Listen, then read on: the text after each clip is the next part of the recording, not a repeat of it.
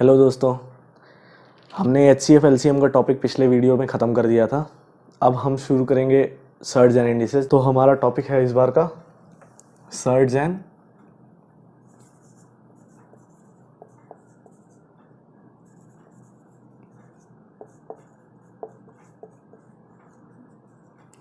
Indices. ठीक है, तो इसमें हम ज़्यादा इंट्रोडक्टरी वीडियो के बारे में सोच भी नहीं सकते। क्या इंट्रोडक्शन देने से अच्छा है सीधे इसके लॉज पे बात करते हैं और जो क्वेश्चंस आते हैं सीधे हम उन क्वेश्चंस को देखते हैं। हम क्वेश्चंस के थ्रू सीखेंगे। ठीक है, तो आप लोग भी हेडिंग डाल लीजिए, लॉज ऑफ इंडाइसेस। ठीक है, पहला लॉ क्या है? पहला लॉ है a की पावर m अपॉन a की पावर n। इसको हम लिखते हैं क्या? a की पावर m माइनस n। ठीक, और क्या लिख सकते हैं हम इसको? देखिए, इसको हम लोग तीन चीज़ें लिखते हैं। इसको हम लिख सकते हैं 1 अपॉन a की पावर n माइनस m।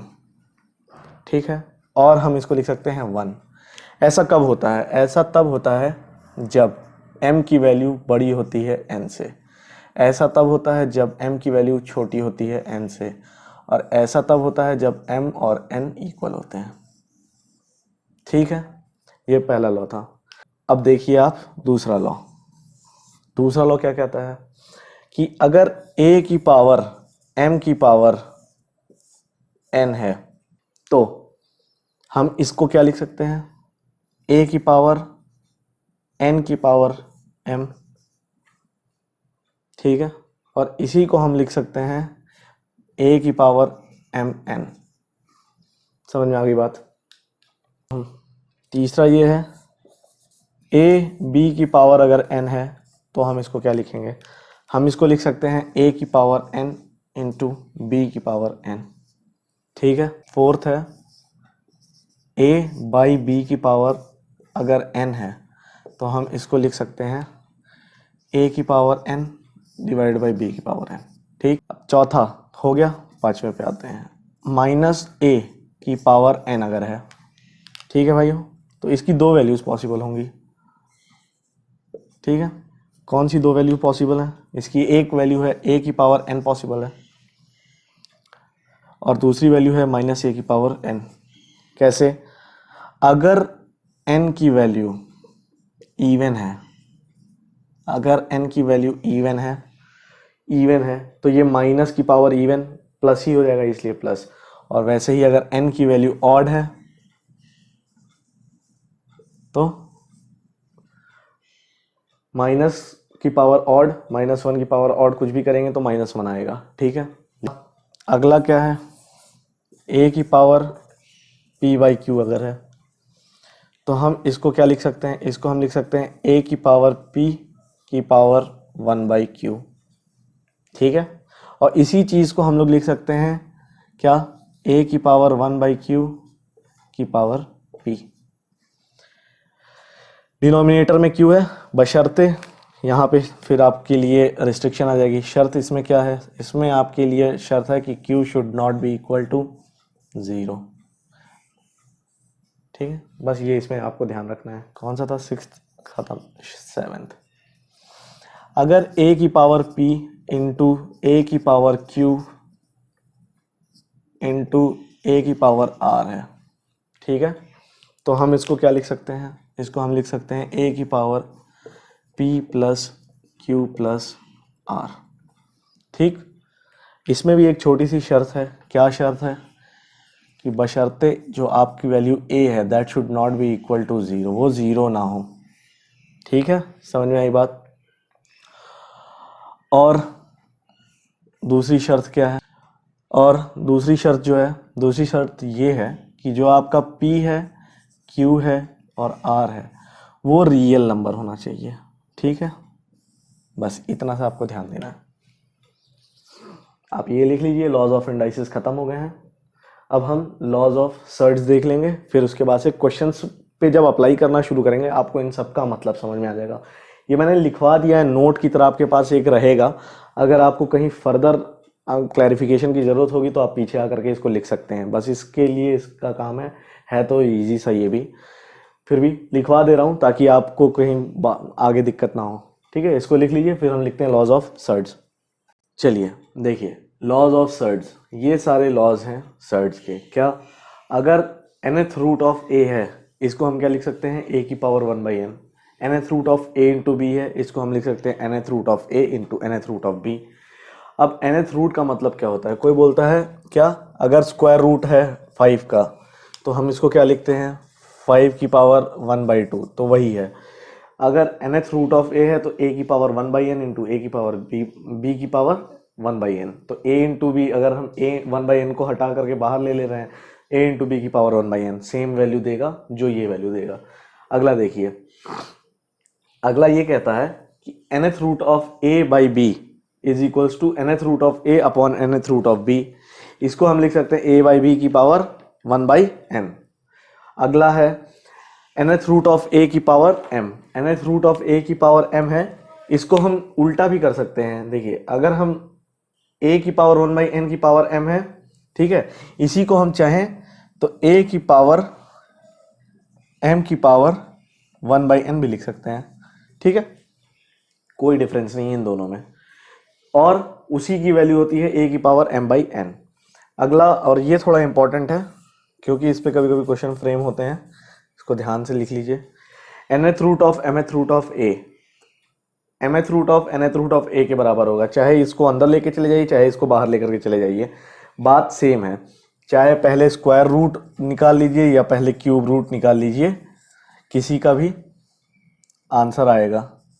64 अगर है तो इसका आंसर आपका सेम आएगा। पहले स्क्वायर रूट निकाल करके फिर क्यूब रूट निकाल लीजिए, तो इन दोनों का आंसर क्या आएगा, आएगा तो 2 ही। ठीक है, कैसे, अगर हम पहले निकालते हैं स्क्वायर रूट, जैसे लिखा है वैसे ही निकाल लेते हैं। स्क्वायर रूट अगर हम पहले निकालते हैं तो ये आ जाएगा आपका क्यूब रूट ऑफ 8। अब क्यूब रूट ऑफ 8 2 आएगा। ठीक, समझ में आई बात, बात समझ में आ गई, ओके। और अगर हम पहले क्या करते हैं, क्यूब रूट निकाल लेते हैं। हम अगर चाहते हैं कि बाद में स्क्वायर रूट निकाल लें, पहले क्यूब रूट निकाल लें, किसका, 64 का, तो क्यूब रूट ऑफ 64 क्या होता है, 4, तो होता है square root of 4 is equals to 2, तब भी आएगा आंसर आपका 2। तो इससे ये प्रूव हुआ कि आप स्क्वायर रूट पहले निकाल लें, चाहे क्यूब रूट पहले निकाल लें, या पहले mth पावर निकाल लें या पहले nth पावर निकाल लें, सेम आएगा। तो इन दोनों को कंबाइन करके हम a की पावर 1/m इंटू n लिख सकते हैं, या m into nth root of a, ये कर सकते हैं। ठीक है भाई, देख लीजिए इसको, ये वाला थोड़ा इंपॉर्टेंट है। ठीक है, इसको नोट कर लीजिए, फिर अगला क्वेश्चन शुरू करते हैं।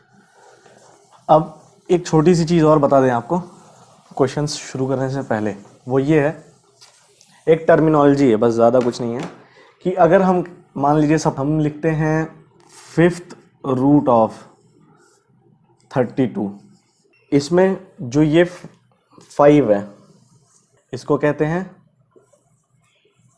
ऑर्डर ऑफ सर्ड, और ये जो 32 है इसको कहते हैं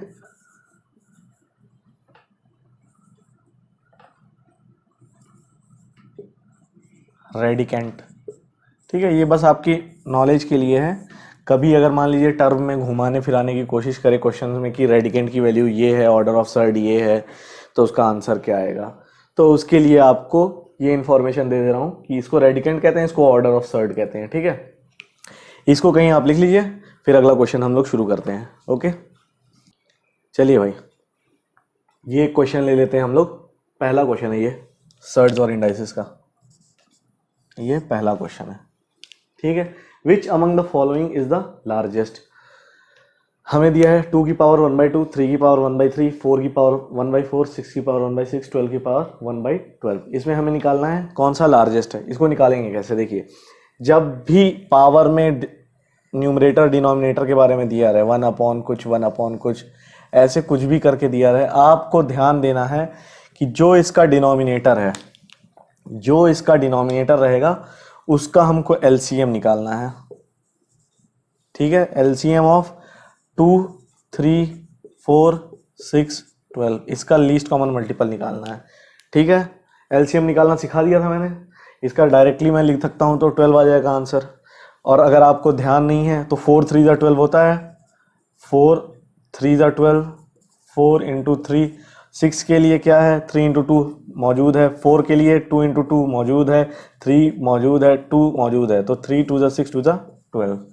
ठीक है, तो हम ये जान गए कि इसके लिए इसका एलसीएम आ जाएगा 12। हम क्या करते हैं, इन सब के पावर को 12 से मल्टीप्लाई कर देते हैं।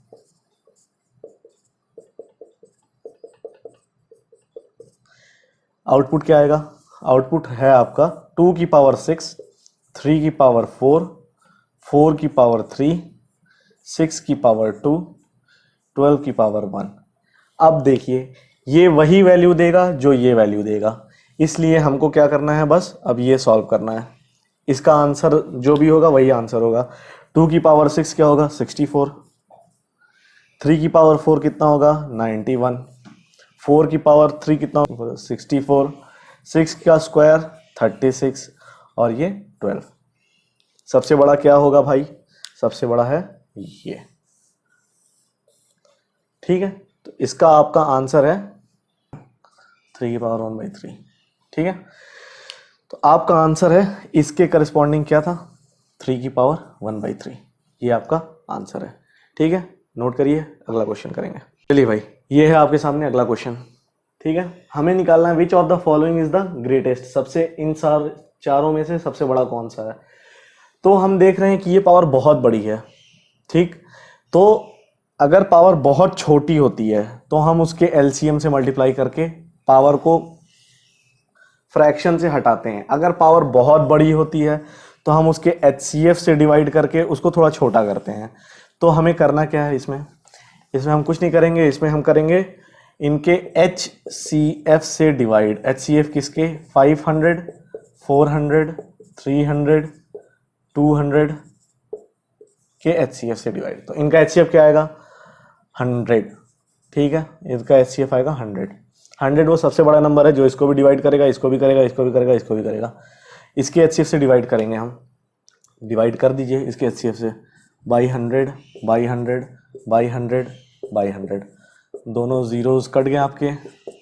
तो आउटपुट क्या था इसका आपका वैल्यू आएगा 3 की पावर 5, 4 की पावर 4, 5 की पावर 3, 6 की पावर 2। ठीक है, अभी भी हमें क्या करना है, ग्रेटेस्ट निकालना है। समझ में आई बात, अभी भी ग्रेटेस्ट निकालना है। तो 6 का स्क्वायर 36, 5 का क्यूब 125, 4 का स्क्वायर 4 4 जा 16, 16 16 जा 256, 3 का पावर 5, 3 का पावर 5, 3 3 जा 9, 9 9 जा 81, 81 243। ठीक है, तो आपका सबसे बड़ा वैल्यू क्या है, ये है। तो इसके करस्पॉन्डिंग जो वैल्यू होगी वही आंसर है। इसके करस्पॉन्डिंग है ये 4 की पावर 400 आपका आंसर है। ठीक है, नोट करिए, फिर अगला क्वेश्चन करते हैं। चलिए भाई, अगला क्वेश्चन आप लोग के सामने ये है, लिखिए which among the following is true, इनमें से कौन सा ट्रू है। भाई ऐसे क्वेश्चन फ्रेम होते हैं, अब ऐसे क्वेश्चन फ्रेम होते हैं सीजीएल में, इंपॉर्टेंट है। क्यों, क्योंकि इतनी बड़ी बड़ी वैल्यू देख करके बच्चा छोड़ देगा कि भाई कौन करे। तो हमें इंडाइसेस, सर्ड इंडाइसेस में हमने पढ़ा, क्या पढ़ा कि हम कैसे इसको अलग कर सकते हैं, कैसे हम लोग इसको सॉल्व कर सकते हैं। देखिए 12 की पावर 1/3 इसको लिख सकते हैं हम। ए की पावर mth रूट ऑफ ए हम क्या लिखते हैं, ए की पावर m, वही हम किए हैं, ए की पावर 1/m। वैसे ही ये है 29 की पावर 1/4 और वैसे ही है ये 5 की पावर 1/2। ये तीनों वही हर जगह वैल्यूज हैं। ठीक है, तो हमने इनको अलग लिख लिया। हमें क्या करना है भाई, ये रेशियो में है, ये रेशियो में है, ये रेशियो में दे रखा है। तो हमें क्या पता था कि रेशियो को हम किससे मल्टीप्लाई करेंगे, हम रेशियो को फिर मल्टीप्लाई करना पड़ता है, हमको रेशियो को मल्टीप्लाई करना पड़ता है उनके एलसीएम से। तो आपको निकालना है एलसीएम किसका, 3 का, 4 का और 2 का। ठीक है, तो इनका जब आप एलसीएम निकालेंगे तो क्या आएगा, इनका एलसीएम आएगा 12। ठीक, सबसे छोटा नंबर जो इन तीनों से कट रहा हो, ठीक है, वो 12 है। तो 12 से सबको मल्टीप्लाई करने पे क्या आएगा, सबको आप 12 से मल्टीप्लाई कर दीजिए। ठीक, क्या आ रहा है 3 4 जा तो 12 की पावर 4, 29 की पावर 3 और 5 की पावर 6। ठीक है, ये आता है आपका 144 इंटू 144, ये आता है 29 का क्यूब। 29 का क्यूब आपका जैसे 25 अगर होता तो ये आता 625 इंटू 25। समझे कि नहीं? समझे कि नहीं? और ये क्या है आपका? ये है 5 की पावर 6, तो 5 का क्यूब होता है 125 इंटू 125। ठीक है भाई, ठीक है, वैसे ही आप इसको चेक करेंगे, वैसे ही आप इसको चेक करेंगे। ठीक है, अब देख लीजिए भाई, अब क्या है, अब आपको पता चल जाएगा कि ये बड़ा है कि ये बड़ा है कि ये बड़ा है। ठीक है, इन तीन में आपको पता चल जाएगा बड़ा कौन सा है।